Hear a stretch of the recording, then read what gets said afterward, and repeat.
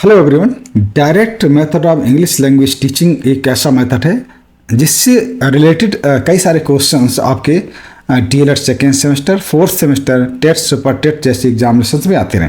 आज इसी मेथड की आज हम लोग डीप स्टडी करेंगे। Direct method was a reaction against grammar translation method. इसकी फर्स्ट लाइन ही बहुत इंपॉर्टेंट है। दरअसल जो डायरेक्ट मेथड है वो ग्रामर ट्रांसलेशन मेथड के अगेंस्ट आया था। बहुत इंपॉर्टेंट क्वेश्चन है। Direct method was a reaction against grammar translation method, यानी ग्रामर ट्रांसलेशन मेथड के अगेंस्ट डायरेक्ट मेथड आया था। It became very popular in France and Germany. और जिस समय इसकी शुरुआत हुई उस टाइम ये फ्रांस और जर्मनी में बहुत ही प्रसिद्ध हुआ, बहुत ही पॉपुलर हो गया। Direct method became widely known in the United States, America, through its use by Maximilian Berlitz in successful commercial language schools. Maximilian जो बर्लिट्स थे, इन्होंने कुछ कॉमर्शियल स्कूल, लैंग्वेज स्कूल यानी कि भाषा से रिलेटेड कुछ कॉमर्शियल लैंग्वेज स्कूल खोले, यानी प्राइवेट सेक्टर के कुछ स्कूल्स खोले। किसने? मैक्समिलियन बर्लिट्स ने। और इन्होंने इंग्लिश को डायरेक्ट मेथड से, इंग्लिश लैंग्वेज को डायरेक्ट मेथड से पढ़ाना शुरुआत किया। इससे ये मेथड बहुत ही फेमस हो गया अमेरिका में। He refer to the method used in his school as Berlitz method. और इन्होंने चूंकि ये इस मेथड को बर्लिट्स, मैक्समिलियन बर्लिट्स ने अपने स्कूल्स में प्रयोग किया तो इस मेथड को बर्लिट्स मेथड के नाम से भी जाना गया है। कुल मिलाकर इन्होंने इंग्लिश लैंग्वेज को के कुछ स्कूल्स खोले। वो कमर्शियल स्कूल थे, जिस तरीके से आज प्राइवेट स्कूल्स होते हैं, और वहाँ पर उन्होंने इंग्लिश लैंग्वेज को डायरेक्ट मेथड से पढ़ाया। इसलिए इनके नेम से भी डायरेक्ट मेथड्स को बर्लिट्स मेथड के नाम से भी जानते हैं। इंपॉर्टेंट क्वेश्चन है। डायरेक्ट मेथड को बर्लिट्स मेथड के नेम से भी जानते हैं। ये बहुत इंपॉर्टेंट क्वेश्चन है। और इसके बहुत बड़े सपोर्टर थे मैक्समिलियन बर्लिट्स। कहा तो ये भी जाता है कि डायरेक्ट मेथड के ओरिजिनेटर मैक्समिलियन बर्लिट्स हैं, लेकिन इसके पहले भी कई राइटर्स ने इसमें एक तरह कंट्रीब्यूशन किया है।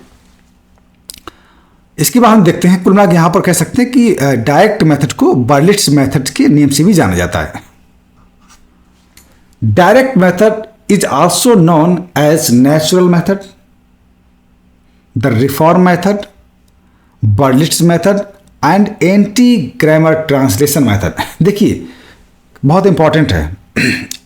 डायरेक्ट मेथड को नेचुरल मेथड के नाम से भी जाना जाता है, क्योंकि इसमें नेचुरल वे में ही पढ़ाई जाती है लैंग्वेज, इंग्लिश लैंग्वेज को। जिस तरीके से हम अपनी हिंदी लैंग्वेज को नेचुरल तरीके से सीखते हैं, सेम तरीके से डायरेक्ट मेथड में किसी भी लैंग्वेज को पढ़ाया जाता है या नेचुरल तरीके से पढ़ाया जाता है। नेचुरल तरीका ये कह सकते हैं कि इसमें किसी ट्रांसलेशन की जरूरत नहीं पड़ती है। केवल जो लैंग्वेज है उस लैंग्वेज में उस लैंग्वेज को पढ़ाया जाता है, डायरेक्ट ही पढ़ाया जाता है। तो इसको नेचुरल मेथड के नाम से भी जानते हैं डायरेक्ट मेथड को। इसके बाद द रिफॉर्म मेथड, चूंकि ये ग्रामर ट्रांसलेशन के अगेंस्ट आया था और ये एक सुधरा हुआ रूप था, तो इसको द रिफॉर्म मेथड के नाम से भी जानते हैं। कई सारे इंप्रूवमेंट हुए, कई सारे सुधार हुए, तो इसको रिफॉर्म मेथड के नाम से भी हम डायरेक्ट मेथड को जानते हैं। बर्लिट्स मेथड, जैसा कि बताया, ये मैक्समिलियन बर्लिट्स ने अपने कॉमर्शियल लैंग्वेज स्कूल्स में डायरेक्ट मेथड से टीचिंग किया था, और ये बड़ा ही यूनाइटेड स्टेट्स ऑफ अमेरिका में बहुत ही फेमस हुआ। इसलिए इस मेथड को, यानी डायरेक्ट मेथड को, हम बर्लिट्स मेथड के नेम से भी जानते हैं। And anti grammar translation method, क्योंकि एंटी मान इसके विरुद्ध, इस नेम से भी जानते हैं क्योंकि ये direct method grammar translation method के अगेंस्ट आया था, इसलिए इसको एंटी ग्रामर ट्रांसलेशन के मेथड से भी जानते हैं। ये इसके नेम बहुत इंपॉर्टेंट आ सकता है।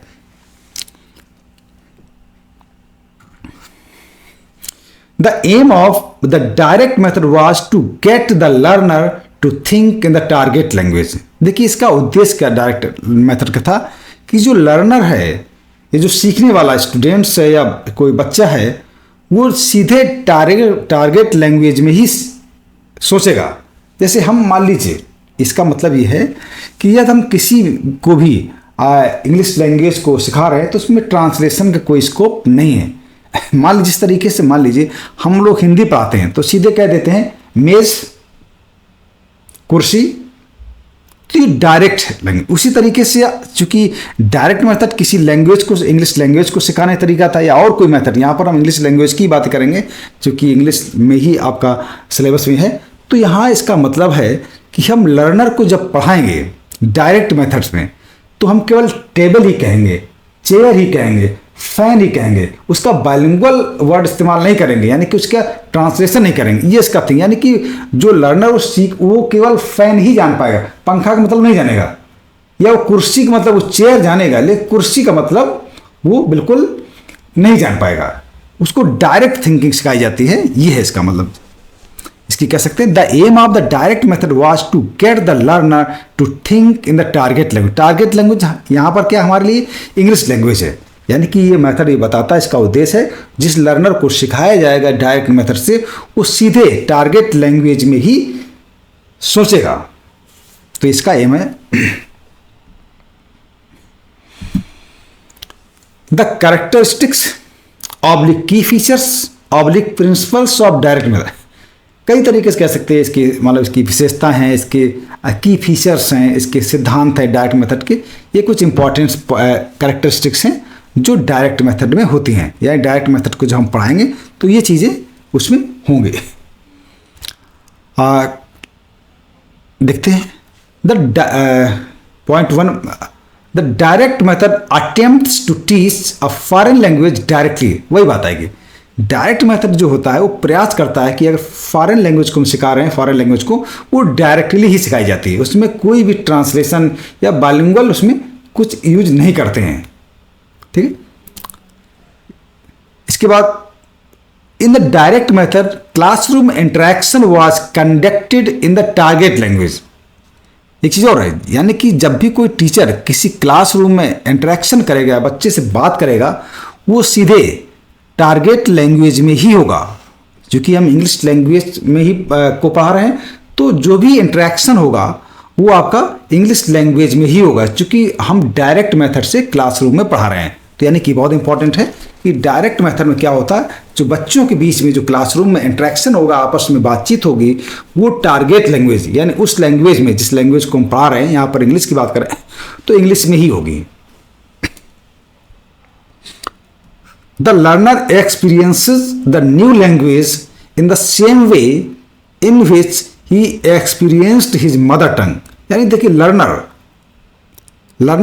यानी अनुभव करेगा, जो भी जिस लैंग्वेज को सीख रहा है वो उसी तरीके से अनुभव करेगा नई लैंग्वेज को, जिस तरीके से हम अपनी मातृभाषा को सीखते हैं। बिल्कुल बहुत अच्छी बात। Learner experiences the new language in the same way in which he experienced his mother. जिस तरीके से उसने अपनी मदर टंग को, अपनी मातृभाषा को अनुभव किया है या सीखा है, उसी तरीके से वो नई लैंग्वेज को अनुभव करेगा या उसको सीखेगा, जिस तरीके से हम मदर टंग सीखते हैं, अपनी हिंदी लैंग्वेज सीखते हैं।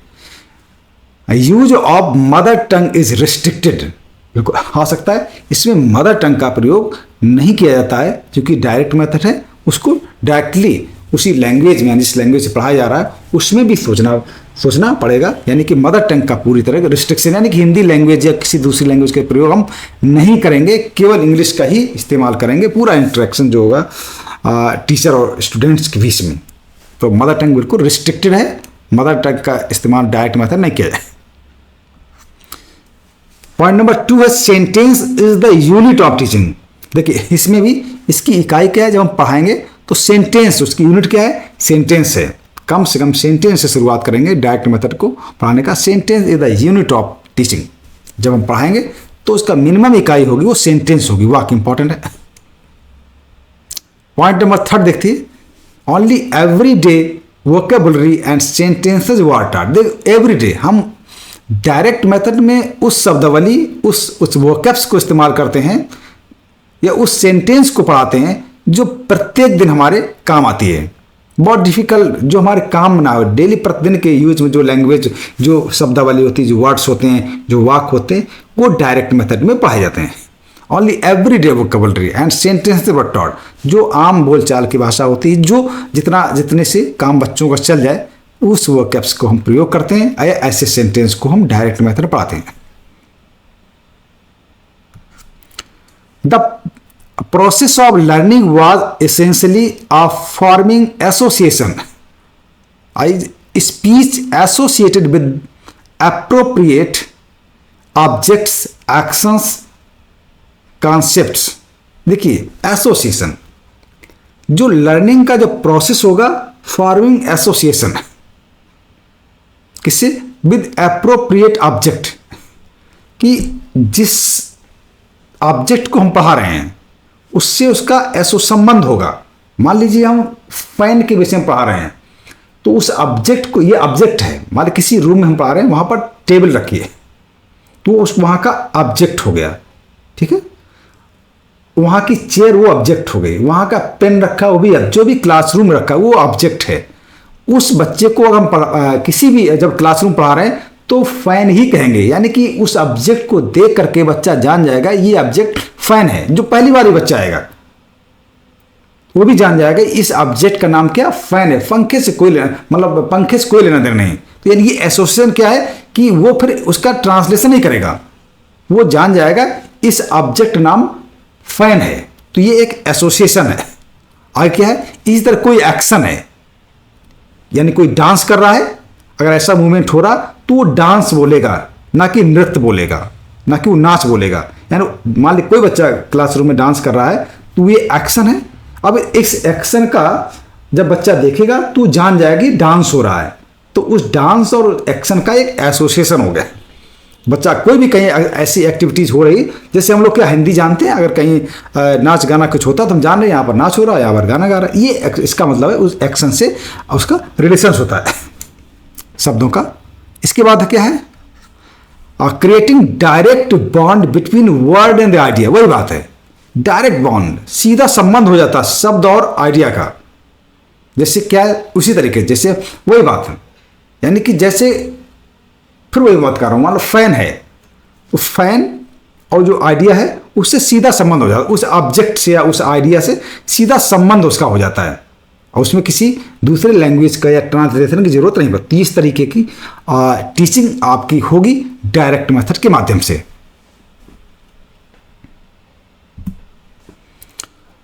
Oral communication skills were organized in a graded manner and based on question and answer exchanges between teachers and students in small classes। यानी कि यहाँ पर ओरल कम्युनिकेशन, मौखिक संचार का बहुत ही उपयोग है, वो भी ऑर्गेनाइज किया जाएगा किसके बीच में, टीचर्स और स्टूडेंट्स बीच में। और उसमें क्या करेंगे, क्वेश्चन एंड आंसर, और आपस में क्वेश्चन और आंसर किए जाएंगे इस तरीके। चूंकि उसमें क्या है, जब भी किसी भी कोई टीचर पढ़ा रहा था वो कुछ क्वेश्चन पूछेगा, बच्चे आंसर देंगे, लेकिन वो डायरेक्टली होगा, इंग्लिश लैंग्वेज में ही होगा। और स्टूडेंट्स जो होंगे उस छोटी सी क्लास में जो बैठे होंगे, कहने का मतलब यहाँ पर जो डायरेक्ट टीचिंग जो मेथड है वो एक ओरल कम्युनिकेशन पर बेस्ड है और क्वेश्चन आंसर पर बेस्ड होगा। वहाँ पर टीचर बच्चों से क्वेश्चन करेगा और बच्चे आंसर देंगे, इस तरीके से चलेगा, क्लासरूम में चलेगा। एम्फेसिस ऑन ओरल वर्क, और मौखिक कार्य पर जोर दिया जाएगा, क्योंकि जो सेंटेंस टीचर बोलेगा वही सेंटेंस बच्चा रिपीट भी करेगा। यानी ओरल वर्क बहुत, प्रैक्टिस बहुत इंपॉर्टेंट है डायरेक्ट मेथड में।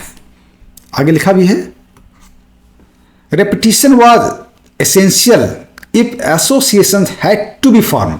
रेपिटेशन यानी पुनरावृत्त, यानी कि किसी ऑब्जेक्ट का, ऑब्जेक्ट से उसका जो संबंध स्थापित करना है, यानी कि उसकी बॉन्डिंग बनानी है, तो उसके लिए पुनरावृत्त बहुत जरूरी है। मान लीजिए एलिफेंट है, ठीक है, एक वर्ड ही तो है, वो किसी एनिमल से संबंध रखता है, तो इसको बार बार रिपीट करेंगे तो जान जाए कि एलिफेंट है। हम बार बार बोलेंगे ये ब्लैक बोर्ड है, तो उसको देख करके, उस ऑब्जेक्ट को देख करके उसका एक संबंध बन जाएगा, एक एसोसिएशन फॉर्म हो जाएगा, एक साकार उसके मन में एक पिक्चर बन जाएगी। उस ऑब्जेक्ट को कहीं देखेगा तो जान जाएगा ये ब्लैक बोर्ड है या व्हाइट बोर्ड। तो इसके लिए क्या, रेपिटेशन यानी पुनरावृत्त बहुत जरूरी है। बार बार चीज को जब पढ़ते हैं तो हमारी चीज माइंड में फिक्स हो जाती है। Grammar is taught inductively I example to rule. जो ग्रामर पढ़ाने का तरीका इंडक्टिव वे में पढ़ाई जाती है, यानी कि पहले हम एग्जाम्पल बताएंगे, इसके बाद रूल, ये तरीका चलता है। ट्रांसलेशन इज इग्नोर्ड, बहुत important, no translation in direct method. Direct method में ट्रांसलेशन बिल्कुल नहीं होता है, translation is completely ignored. Translation पूरी तरह से इग्नोर किया जाता है, क्योंकि डायरेक्ट मेथड में डायरेक्टली ही टीचिंग की जाती है। ट्रांसलेशन इज इग्नोर्ड, पूरी तरह नकार दिया जाता है। पॉइंट नंबर 8 देखते हैं। Both listening and speaking are emphasized. देखिए यहां पर लिसनिंग और स्पीकिंग पर जोर दिया गया है, क्योंकि टीचर बोलेगा तो बच्चा सुनेगा, अगर बच्चा बोलेगा तो टीचर सुनेगा। यहां पर लिसनिंग और स्पीकिंग पर ज्यादा जोर दिया गया है in the direct method of English language teaching. Important है, 4 लैंग्वेज स्किल्स होती हैं। यहां पर रीडिंग और राइटिंग की बात नहीं की गई है, यहां पर लिसनिंग और स्पीकिंग पर ज्यादा एम्फसाइज किया गया है, उस पर ज्यादा जोर दिया गया। इंपॉर्टेंट है, हर एक मेथड का अपना अपना अलग स्किल पर फोकस था। तो डायरेक्ट मेथड क्या है, ये लिसनिंग और स्पीकिंग पर जोर देता है, क्योंकि सेंटेंस टीचर बोलेगा, इसके बच्चा रिपीट करेगा। पॉइंट नंबर 9 देख लेते हैं। Accuracy of pronunciation and grammar is essential. यानी कि जो प्रोनाउंसिएशन होना चाहिए वो काफ़ी शुद्ध होना चाहिए, ये उम्मीद की जाती है बच्चे से। एंड ग्रामर इज, कुछ मामलों में ग्रामर भी इम्पॉर्टेंट है, क्योंकि कहीं ना कहीं जहाँ जो भी मान लो पास्ट की बात कर रहे हैं तो हेल्पिंग वर्ब पास्ट की आएगी, फ्यूचर की बात कर रहे हैं तो हेल्पिंग वर्ब आपके फ्यूचर की आएगी, प्रेजेंट की आएगी। ये कुछ एसेंशियल ग्रामर है, क्योंकि बिल्कुल शून्य में हम नहीं बोल सकते हैं। यानी accuracy of pronunciation grammar essential, ठीक है, यानी कि शुद्धता होनी चाहिए उच्चारण और ग्रामर में।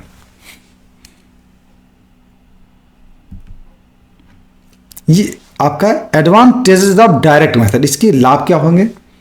पॉइंट नंबर 1 की हम बात करें, direct method provides ample opportunity to the students to listen to spoken language. बिल्कुल इंपॉर्टेंट, यानी डायरेक्ट मेथड पर्याप्त अवसर देता है बच्चों को, किसका, स्पोकन लैंग्वेज को सुनने का। बिल्कुल सही, जब टीचर बोलेगा या दूसरा कोई बच्चा बोलेगा तो लिसनिंग का स्कोप ज्यादा रहता है, बहुत अवसर जाता है टू स्पोकन लैंग्वेज, क्योंकि एक बोल स्पोकन और लिसनिंग और स्पोकन पर ही आधारित है। यानी कि पर्याप्त बच्चे को सुनने, और चूंकि सुनने से बहुत चीज़ें आ जाती हैं, यानी स्पोकन का भी बड़ा इंपॉर्टेंस होता है। तो यहाँ पर पर्याप्त अवसर मिलता है बच्चे को सुनने के लिए। पॉइंट नंबर 2 की बात, बी की बात करते हैं। Direct method is a natural method of teaching. बिल्कुल ये बिल्कुल नेचुरल तरीका है पढ़ाने का। डायरेक्ट मेथड जो होता है वो टीचिंग का, शिक्षण का सबसे नेचुरल मेथड है, इसलिए इसको नेचुरल मेथड कहा भी जाता है डायरेक्ट मेथड को, क्योंकि because English is taught in the same way as the mother tongue is taught. क्योंकि यहाँ पर डायरेक्ट मेथड पर इंग्लिश उसी तरीके से सिखाई जाती है जिस तरीके से मदर टंग। क्योंकि जब भी मान लीजिए आपको हिंदी सिखाई जा रही थी, उसमें किसी दूसरी लैंग्वेज की जरूरत होती नहीं, हिंदी है तो हिंदी पढ़ाई जाएगी, किसी भी ट्रांसलेशन या बाइलिंगुअल वर्ड लिस्ट की जरूरत नहीं पड़ती, ना किसी डिक्शनरी की जरूरत पड़ेगी आपको। तो यानी कह सकते हैं डायरेक्ट, जो इंग्लिश डायरेक्ट मेथड से पढ़ाई जाती है, बहुत नेचुरल तरीके से पढ़ाई जाती है, वो उसी तरीके से पढ़ाई जाती है जिस तरीके से मदर टंग। तो इंपॉर्टेंट है, ये भी एक तरीका है advantage. It gives frequency in speech, बिल्कुल से, क्योंकि बार बार जब कोई बोलता है, स्पीच देता है, ये बराबर अवसर देती है, frequency. It enables the students to understand English without the help of the mother tongue. बिल्कुल से, डायरेक्ट मेथड क्या करता है, ये इंग्लिश लैंग्वेज को बिना मदर टंग की या बिना मातृभाषा की सहायता से समझने में मदद करता है। यानी कि डायरेक्ट मेथड ऐसा आपको बना देगा कि उससे मदर टंग की जरूरत नहीं पड़ेगी और स्टूडेंट्स जो होंगे वो सीधे इंग्लिश को समझ लेंगे। ये इसका एक एडवांटेज है।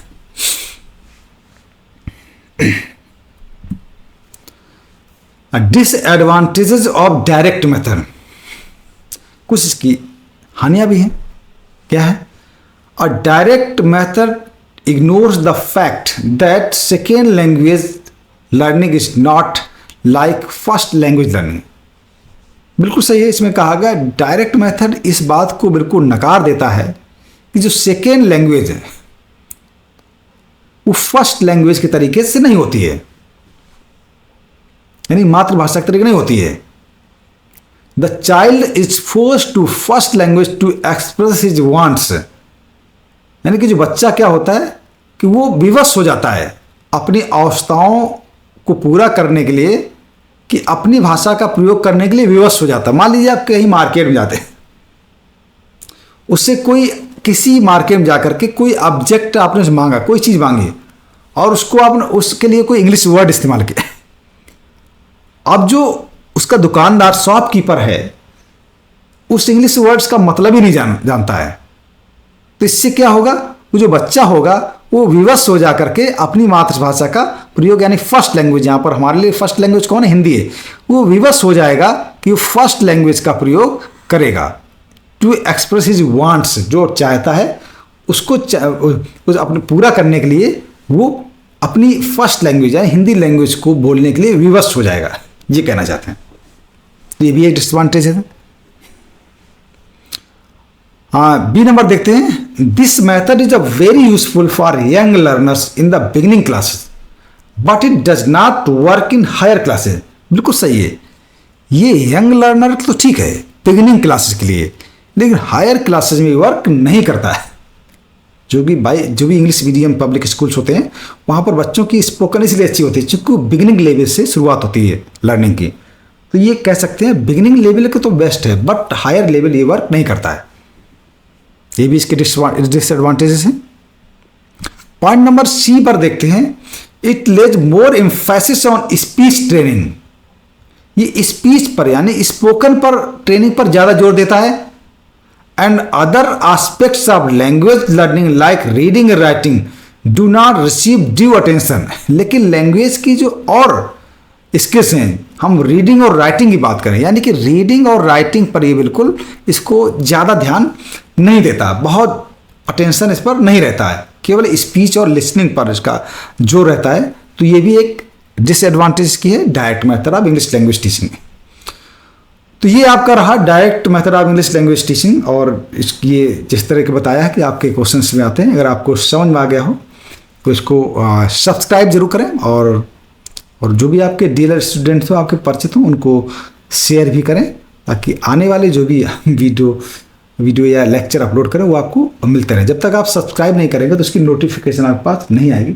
और कई सारे टॉपिक हम इस अपलोड करने वाले हैं, और अगर इसमें कोई भी आपके सजेशंस हों कि इस तरह के क्या इसमें कोई कमी रह जाती है या कुछ भी करना, तो आप कमेंट करके, कमेंट बॉक्स में कमेंट करके हमें सजेशन दे सकते हैं। चूँकि स्टूडेंट्स हैं जो भी, कई सारे टीचर्स लोग आप देखते हैं, तो उसको हम और इम्प्रूव करने का प्रयास करेंगे, और चीज़ों को इंक्लूड करने का प्रयास करेंगे। और इसको सब्सक्राइब करिए और शेयर करिए और देखिए। Thank you very much.